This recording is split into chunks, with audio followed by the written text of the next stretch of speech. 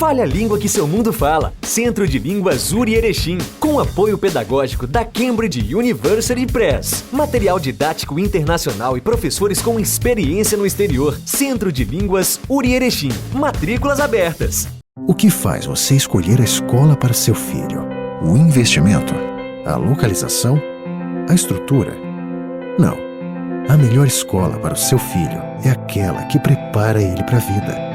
Escola de Educação Básica da URI Erechim. A melhor escola da região no Enem. A escola que acredita nos valores familiares. A escola que oferece atividades que te formam para a vida. Pois a vida é uma escola.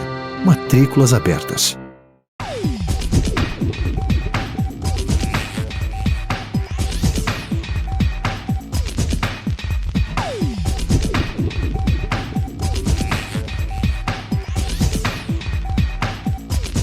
Olá amigos, tudo bem? Estamos retornando com o nosso programa Expressão Universitária e o programa de hoje tem um destino especial, que são os casais, especialmente os casais, também as famílias como um todo, filhos, mas principalmente o relacionamento de casais neste momento de pandemia. Existem muitas reflexões, muitos questionamentos a serem feitos. E por isso que nós trouxemos no programa de hoje, novamente, a professora Angélica Paula Neumann, que é professora do curso de Psicologia, doutora na área e que tem se dedicado, digamos assim, à pesquisa da conjugalidade, do relacionamento de casais, já há bastante tempo. Bem-vinda, professora. Acho que esse é um assunto que nós estava caindo de maduro para nós conversarmos nesse espaço. Bem-vinda.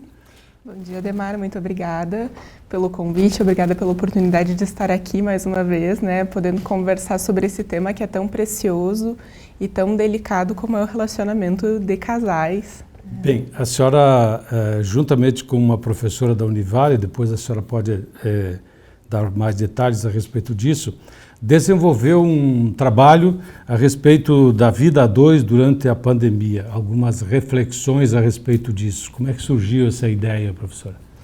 Então, sendo muito sincera, desde que a pandemia iniciou, eu já vinha pensando individualmente seria importante desenvolver algum material sobre isso, mas pessoalmente me faltava muito tempo para conseguir sistematizar. E começaram a surgir outras iniciativas, nas redes sociais. Eu pensei, bom, já tem gente falando sobre isso, então vou deixar para lá. E na semana passada, retrasada, uma colega minha, muito querida, a Karina Bossardi, ela é professora na Univale, e ela foi minha colega de pós-graduação, nós desenvolvemos uma afinidade e ela veio conversar comigo em decorrência de um material que ela e outros colegas elaboraram para o cuidado com as crianças durante a pandemia. E ela veio me contar que esse material teve uma boa repercussão, muitas pessoas se mostraram interessadas e vieram solicitar informações sobre a conjugalidade. E aí, como é que a gente faz em relação ao relacionamento amoroso? E então ela me propôs que a gente trabalhasse juntas para desenvolver esse material a partir de uma demanda que ela tinha, que eu também já tinha observado aqui, e juntamos esforços então para poder desenvolver um material informativo, um material que não funcione como regra, mas que possa ajudar as pessoas a refletirem, a pensarem sobre os seus relacionamentos. Pois é, então que reflexões, que posicionamentos, que questionamentos a gente deve fazer nesse momento inédito, pelo menos na nossa vida enquanto seres humanos, pelo menos na minha. Muitas reflexões, porque de fato é um momento inédito, é um momento em que a gente perde todas as referências em geral do que fazer, do que deixar de fazer, tudo é muito novo. E é inevitável que isso vai se refletir no relacionamento amoroso também, especialmente falando dos casais que moram juntos, em que muitas coisas mudam.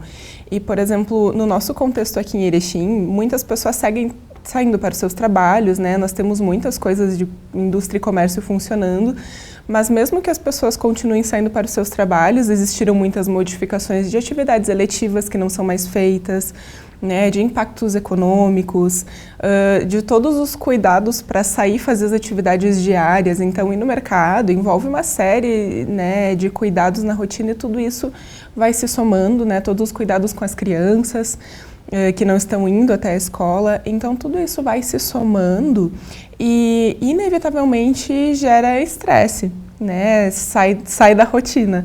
Então, é inevitável que as pessoas, em algum momento, se sintam estressadas, se sintam irritadas, se sintam ansiosas ou incomodadas com toda essa situação, em algum momento. E o relacionamento, ele não é imune a isso, né? Então, a maneira como os casais conseguem entender o mal-estar, o incômodo do outro, né, e o seu próprio também, tem um papel muito grande em como as coisas vão se desenvolver dentro de casa. Por outro lado, é um momento extremamente importante para entender o outro. Exatamente. Compreender o outro. Exatamente. Como isso pode ser feito? Que é um momento de muito... esse é um momento de muito equilíbrio, principalmente. E é difícil, num momento tenso, manter o equilíbrio muitas vezes. Exatamente, exatamente. Então, é muito comum quando a gente está falando de conjugalidade, de casais, que quando surgem divergências, um tenta mostrar para o outro o seu ponto de vista, né? E tentar provar para o outro, olha, mas eu estou certo por causa disso, eu tenho razão. Né? Porque é uma necessidade básica do ser humano, né, Ademar, que as pessoas se sintam compreendidas. Todos nós precisamos, enquanto seres humanos, nos sentirmos queridos, nos sentirmos aceitos, nos sentirmos compreendidos. Então, todo mundo tem essa necessidade. E no meio de uma discussão a gente também, isso aflora, né? A gente quer se sentir compreendido, a gente quer que o outro entenda, a gente quer que o outro valorize, né, o que nós estamos dizendo. Mas às vezes, num contexto de discussão, isso pode gerar uma briga para ver quem está certo e quem está errado, né? Porque se a gente está discutindo e eu estou certa, né, inevitavelmente o outro está errado também, né? Então, quando você traz nesse ponto da compreensão, eu entendo que esse deveria ser sempre o objetivo final de uma discussão. Porque quando a gente se abre para poder entender o ponto de vista do parceiro, a gente está se permitindo crescer individualmente e fazer com que o relacionamento também cresça. Né? Porque uma pessoa que pensa diferente do que a gente pensa é uma oportunidade gigantesca, né? Para a gente melhorar o nosso ponto de vista, para a gente ver outras formas e conhecer outros meios de ver o mundo. Então, fazer esse esforço para tentar entender da onde que vem o ponto de vista do outro é fundamental. Ainda mais que quando a gente está falando de relacionamentos afetivos, é muito comum que esses pontos de vista eles venham de questões afetivas, questões da história de cada um. Então, o ponto de vista, muitas vezes, ele é simbólico de outras coisas da história. Não sei se posso dar um exemplo. Sim, claro. Né? Mas faz muito tempo, né, eu tomei contato com um exemplo que me marcou muito, de um casal que discutia por conta de objeto decorativo em casa, em que um queria se desfazer daquele objeto e o outro queria manter. E no meio da discussão eles ficavam discutindo, mantemos, não mantemos, e até que um deles disse, olha, eu quero manter isso porque é o único presente que eu já ganhei do meu avô. Né, a lembrança que eu tenho do meu avô. E quando se faz essa conversa, se traz o significado desse ponto de vista, a coisa mudou de figura. Né, porque não é mais um mero objeto decorativo, por exemplo. E que o outro não sabia. E que o outro não sabia. Então, isso nos coloca numa situação de casal, tanto na responsabilidade da gente poder falar, né, sobre os nossos sentimentos, sobre o que cada ação significa para nós, e porque a nossa responsabilidade é aquilo que a gente diz. Né? Assim como do parceiro poder entender, né, isso, e da gente, enquanto parceiro, também fazer esse movimento de tentar entender o ponto de vista do outro. Nós estamos, e você está falando especificamente de relacionamento conjugal, casal, mas e se tem filhos na família? Então, mais um motivo ou motivos, dependendo da quantidade de filhos, para que haja muito diálogo e muita compreensão nesse momento. E até que os filhos entendam e vejam isso como exemplo, como deverei me portar para o futuro, ou de agora em diante, especialmente porque eles também estão no momento de confinamento, né? E esse é um momento muito particular e que tem uma preciosidade muito grande também para as crianças, porque ao mesmo tempo em que os aprendizados da escola tiveram uma mudança muito grande, abrem-se as portas para muitos outros aprendizados muito importantes para as crianças de convivência, né? De uma convivência familiar que é muito próxima, muito intensa, né? As crianças também estão confinadas, talvez até mais do que os adultos, né? Enfim, dentro de quem consegue. Elas sentem mais necessidades do convívio externo, né? Sente muita falta, não pode conversar com seus amigos, não pode sair brincar, né? Então, sentem muita falta. E as crianças, sem sombra de dúvida, elas aprendem a como se relacionar a partir do modelo dos seus pais. Então, eu costumo dizer que os pais não precisam negar para as crianças que está tudo bem, né? E fazer de conta, não, está tudo bem, não está acontecendo nada, quando os pais não estão bem, né? Porque a criança percebe. Mas isso não significa que a criança tenha que ser inundada por um conflito ou por sentimentos que não é dela.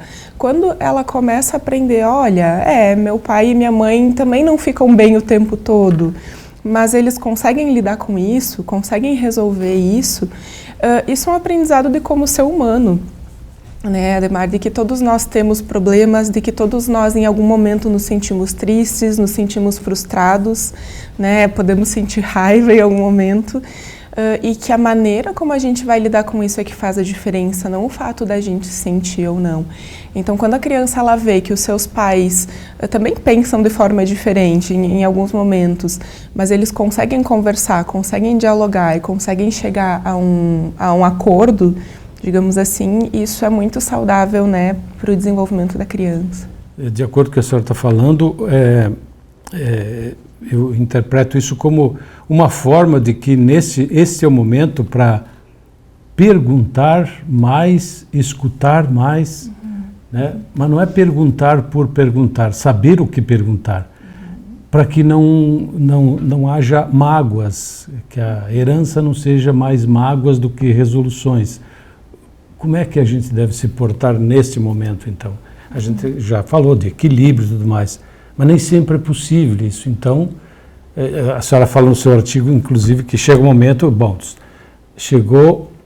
chegamos no máximo aqui, então vamos parar essa conversa. Vamos continuar daqui a pouco. Acho que chega o momento de que, estamos ultrapassando as barreiras. Como fazer isso? Em que momento fazer isso? Então, um dos grandes desafios ao elaborar esse material, Ademar, é a gente saber que não existe uma fórmula, né? Então, não existe uma fórmula que sirva para todas as pessoas e em nenhum momento a gente quer dizer, olha, todos façam dessa forma que vai funcionar, porque não é assim. A gente sabe que cada casal tem o seu tempero, né? Digamos assim, e que dá a sua característica. Então, essas são algumas orientações, especialmente para aqueles casais em que o conflito tende a ficar mais intenso. E a maneira de fazer isso, ela é muito particular, mas é importante que quando o conflito está crescendo, que o casal saiba discernir isso, saiba perceber que está passando da conta, que a discussão está infrutífera, né, que não está levando a nenhum lugar, que está se tornando uma agressão, né, porque quando, por exemplo, uma conversa ela parte para discussões verbais, a gente está falando de violência, né, violência verbal, mas é uma violência, né, que quando às vezes acaba em violência física. Pode culminar em violência física, sim. Então, quando um está xingando o outro, então já é o sinal vermelho, né, do relacionamento. Então, quando o sinal amarelo, né, quando eu noto que eu estou ficando muito ansioso, que eu estou ficando muito exaltado, que eu não estou mais conseguindo pensar, que eu não estou mais conseguindo explicar o meu ponto de vista de outra forma, ou que o outro não está conseguindo me entender, ou que o outro está ficando muito exaltado. Então, talvez é o momento de interromper, né? E por que a gente fala sobre como interromper? Porque se a gente está discutindo e eu saio, dou as costas e te deixo falando sozinho, isso também é muito ruim para quem fica, né? Causa uma sensação de abandono, causa um desconforto que é muito grande. Então, por isso que poder verbalizar e dizer, olha, acho que a gente já não está conseguindo ir para lugar nenhum, né? A conversa não está rendendo, a conversa não está sendo boa, isso é dar um sinal de que tu precisa parar, né? E às vezes isso pode ser dito de uma forma muito clara, eu não consigo mais, eu preciso parar agora. Né, mas deixando o outro saber aquilo que você está fazendo, né, aquilo que você está intencionando, para que os dois possam se acalmar, né, diminuir a intensidade desse conflito e voltar depois, porque é importante voltar, né, parar no meio e deixar a poeira baixar, né, e não retomar esse conflito já é o gatilho para que ele possa voltar num outro momento. A senhora faz nesse trabalho um relacionamento, uma relação bastante interessante com o tempo, né? Do tempo bom, daqui a pouco vira tempestade, né? Mas vem a bonança depois. Então, eu acho que esse quadro do tempo diz muito deste trabalho e desta nova realidade, digamos assim. Esse quadro veio realmente nos alertar, opa, nós temos muitos defeitos que a gente precisa corrigir. É isso também?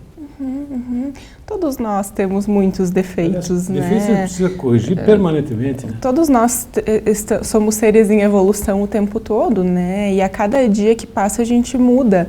Uma das grandes características da vida é a mudança, então a gente não pode mais voltar a ser como éramos uma vez. A nossa única opção é daqui para frente, né? É mudar, e essa mudança pode nos tornar alguém melhor. Então, quando a gente faz essa analogia com o tempo, né, é porque os conflitos em geral são coisas que os casais querem evitar, né? São muito mal vistos, a DR, discutir a relação, mas que ao mesmo tempo nos traz uma possibilidade de crescimento muito grande. E é assim como a chuva, quando ela vem calma, quando ela vem tranquila, quando ela vem molhando, né, o solo, ela é importante para o crescimento de tudo. A chuva leve, os conflitos, quando eles vêm, né, de uma forma mais leve, eles são muito enriquecedores para o relacionamento. E quando uma tempestade vem, quando os conflitos são muito intensos, é claro que é possível recuperar o estrago depois, mas ele pode causar outras consequências que são, enfim, maiores, mais difíceis de serem manejadas. E eu diria mais também, não adianta, os nossos avós ensinavam que jogar água benta na tempestade não adianta. Esse é o momento que a água benta não resolve. Pode até ajudar, não?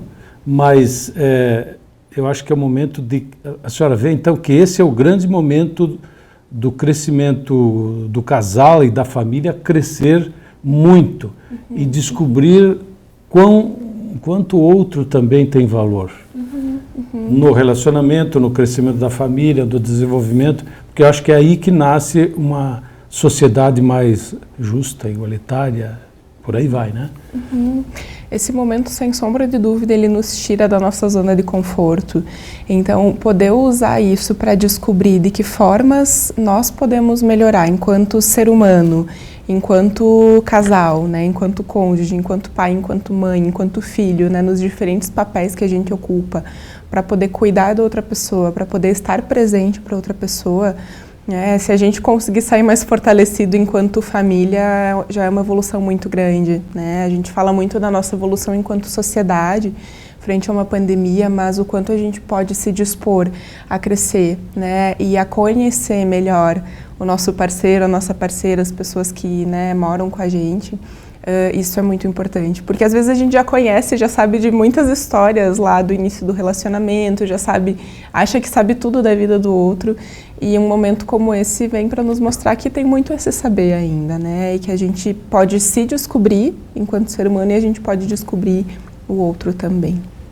E nos mostrar mais uma vez que não existe lua de mel permanente, né, professora? Não. Não, né? A vida a dois, ela perpassa por todos os tempos, né? Dias muito ensolarados, né, da lua de mel, dias nublados e dias de chuva também.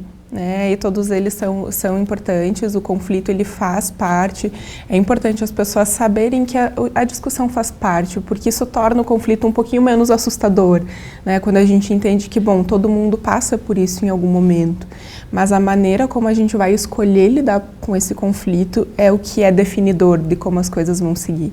Então essa é a grande chave, como que a gente vai lidar com esse desentendimento que faz parte do dia a dia. Outro aspecto que nos deixa bastante tensos, digamos assim, é não saber quando essa pandemia irá ter solução, irá ter uma parada. Mais uma razão para a gente continuar conversando e muito. Mais uma oportunidade também de fortalecer a família.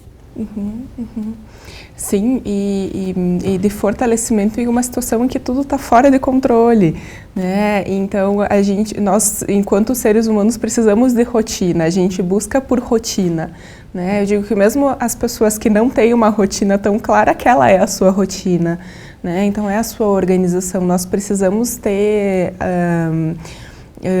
uma ideia, enfim, de como que vai ser o nosso dia a dia, poder planejar o nosso futuro. E a pandemia nos tira muito esse chão, do que vamos fazer daqui para frente. A gente muitas vezes não sabe, para algumas famílias que têm uma estabilidade um pouquinho maior, por exemplo, falando até do ponto de vista financeiro, ademar que existem muitas realidades, pode ser mais fácil, para outras pode ser muito difícil entender como que vai ficar o futuro. Então, essa incerteza a respeito de como as coisas vão ser daqui a um mês, daqui a 2 meses, ela é numa menor escala o que acontece com a vida também, porque nós não temos certeza do que vai acontecer nas vidas em geral, mesmo fora da pandemia, com o passar do tempo, nós fazemos planos.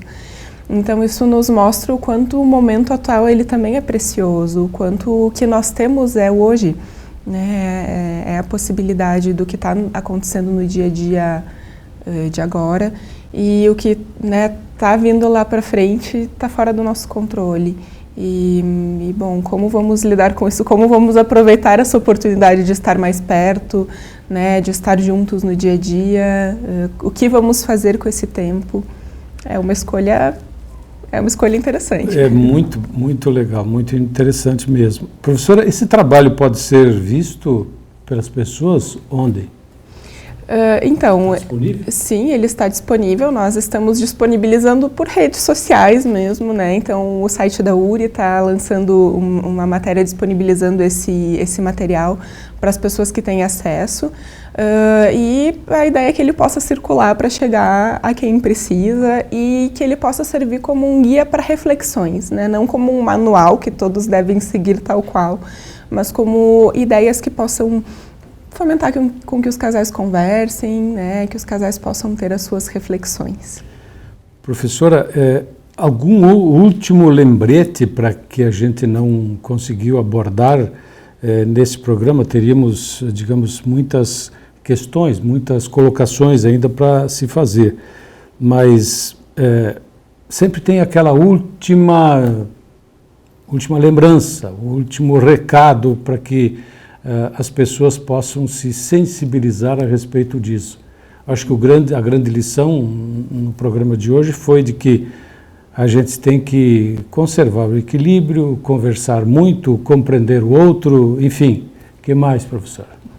Então, acho que isso já está de bom tamanho, Todos esses movimentos de poder dialogar, poder conhecer melhor o outro. Eu diria que essa abertura para a mudança é super importante e poderíamos ir por vários caminhos para finalizar, Eu penso que a gente poder criar alguns movimentos no nosso dia a dia que nos permita ter momentos de conexão com o nosso parceiro, com a nossa parceira, com a família também, por que não? Pequenos momentos no dia a dia, criar rituais nessa nova rotina, Rituais é uma forma de dizer, é um termo para essas tarefas, essas atividades que têm um significado, que nos fazem bem e que pode ser, por exemplo, para algum casal tomar chimarrão juntos, Então, resgatar algumas coisas que façam com que os casais se aproximem, que possam estar perto um do outro, que possam relembrar, Bom, por que a gente está junto mesmo? Isso é muito importante, né? Então é uma reorganização que pode, né, levar a isso também. Em que momento do dia corrido a gente pode estar próximo um do outro? Então, quando o casal consegue se conectar, né, estar próximo emocionalmente, é mais fácil encaminhar os conflitos também. Para encerrar, professora, eu sei que a senhora está bastante atarefada com relação às suas aulas à distância. Os seus alunos, fazem muitos questionamentos a respeito disso. Me parece que, especialmente na área da psicologia, né, os professores são muito explorados são ávidos de saber, afinal de contas, como devo me portar, porque eles também atendem, eles também conversam, eles também são casais ou são namorados, enfim, esses aspectos todos, né? Então, são temas que aparecem mais em algumas aulas, às vezes em algumas, às vezes não em outras, depende muito da matéria, que eu trabalho com várias disciplinas. Via WhatsApp mesmo, né? Mas, às vezes, em alguns momentos isso surge, né? Esses temas das famílias, esses temas mais afeitos à conjugalidade, sim, porque é algo que todo mundo vivencia. Então, inevitavelmente, a gente também se identifica quando fala sobre isso e nas salas de aula isso também aparece, né? Porque, enfim, faz parte da vida de todo mundo. Então, temos conversado em alguns momentos, sim, sobre esses temas. Muito bem, professora. Falamos no programa de hoje com a psicóloga e professora do curso de Psicologia da URI, Angélica Paula Neumann. Mais uma vez, o nosso muito obrigado pela sua presença. Essa área é sempre bem-vinda nesse nosso espaço. Obrigado mais uma vez a você que está em casa e que todas as semanas nos prestigia. Mais uma vez, o nosso agradecimento. Até a semana que vem.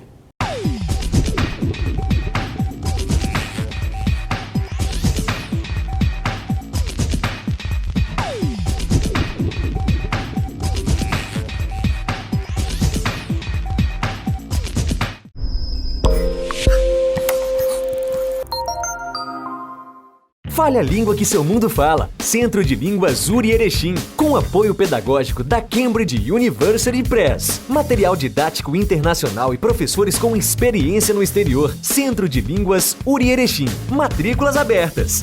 O que faz você escolher a escola para seu filho? O investimento? A localização? A estrutura? Não. A melhor escola para o seu filho é aquela que prepara ele para a vida. Escola de Educação Básica da URI Erechim, a melhor escola da região no Enem. A escola que acredita nos valores familiares. A escola que oferece atividades que te formam para a vida. Pois a vida é uma escola. Matrículas abertas.